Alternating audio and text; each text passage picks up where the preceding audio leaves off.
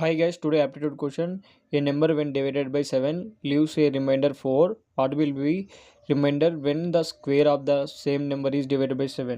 ఇక్కడ ఏమంటుందంటే ఒక నెంబర్ అంట 7తో డివైడ్ అయితే అప్పుడు మన రిమైండర్ అనేది 4 వచ్చిందంట. అదే నెంబర్ని స్క్వేర్ చేస్తే మనం 7 ఎంత రిమైండర్ వస్తుంది అంటుండు. ఇప్పుడు ఇది n నుంచి n స్క్వేర్ అయింది కాబట్టి దీన్ని కూడా మనం స్క్వేర్ చేయాలి.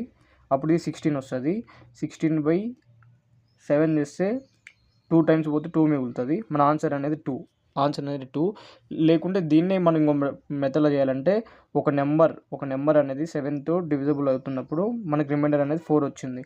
అదే సేమ్ ఇప్పుడు ఆ నెంబర్ని 7తో డివైడ్ చేస్తే n స్క్వేర్తో చేస్తే మనకి ఎంత వస్తుంది అన్నారు. ఇప్పుడు ఇక్కడ మనం 0 టైం తీసుకున్నాం అనుకో, 0. ఇప్పుడు ఇది 4 అనుకుంటే ఈ 4 అనేది ఇది వస్తుంది. ఈ 4 అనేది ఇప్పుడు 16 స్క్వేర్ అంటే 4 స్క్వేర్ అంటే 16 అంటే 17 2 14. అంటే ఇక్కడ మనకి 2 అనేది రిమైండర్ వస్తుంది. ఇట్లా ఏం చేయొచ్చు.